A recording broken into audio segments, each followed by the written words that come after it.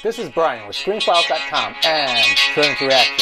Happy New Year, everybody. Well, it's not yet, but who knows when you're going to actually see this video.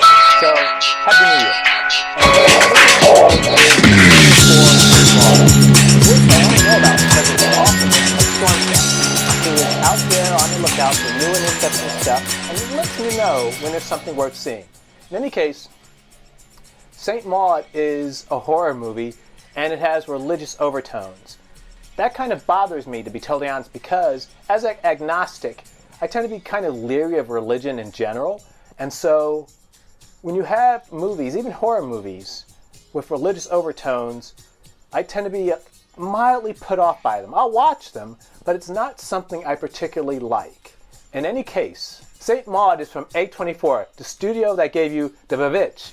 And I know you want to say it's the witch. I'm sorry, it's not. Why is it? Because it's two fucking V's. These two V's combined together does not make a W. It's Vvitch. In any case, they brought you the Vvitch. They brought you Hereditary. They brought you Midsommar. They brought you The Lighthouse and others. They produced quite a few movies, actually. But as far as horror goes, they tend to be the home of highbrow, literate, fascinating horror. It doesn't always work, but the fact that there's a studio out there who will finance relatively low-budget prestige horror movies is something that is so awesome. I mean, I don't know if you liked Hereditary. I did. Well, it was a little silly at the end, but I enjoyed it nonetheless. I don't know if you liked Midsommar. I did. But it's the idea that there is a studio that will make these type of movies. And it looks like St. Maud is a movie of that caliber. It's from Rose Glass, and it's her directorial debut. Prior to this time, she's done shorts. Now this is her full-length debut. And I don't know how, I think it's awesome that people are given a chance to show what they've got, because otherwise we would never get new directors. But at the same time, I don't know. The intersection of religion and horror is potentially a very thorny place. And with a new director, I don't know. But at the same time, Ari Aster was at one point a new director. So that's not really criticism. Let's take a look at the trailer for St. Maud. Dear God, your presence graces the air, and soon everyone will see. Hi, are you Maud? Yes, hi. It takes nothing special to mop up after the dying. You're prettier than the last one. But to save a soul, that's quite something. Bless Amanda's body, and bless her mind, which is shrouded in darkness. Is that Sigourney Weaver? When you pray, do you get a response? Oh, it's like he's physically in me. Okay, there's sexual overtones. It's how he guides me. My little savior. What guides her is the question. Hey, I thought that was you. What are you up to?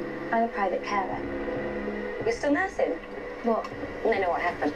All the good girls go to hell. Oh. 'Cause you haven't got a soul. I just want to see you loosen up. I've got more important things on my Temptation.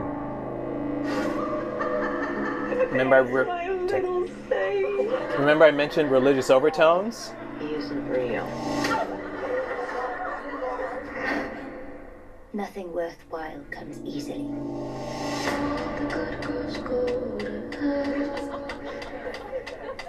I tried to ignore you. Don't say I didn't want you.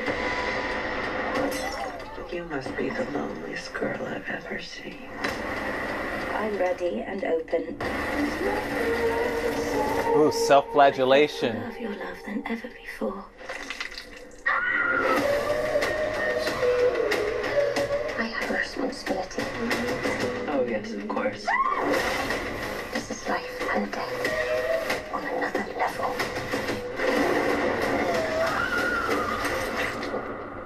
What if I'm getting it all wrong? All the good girls go to hell. Your Savior's Coming. That's pretty interesting.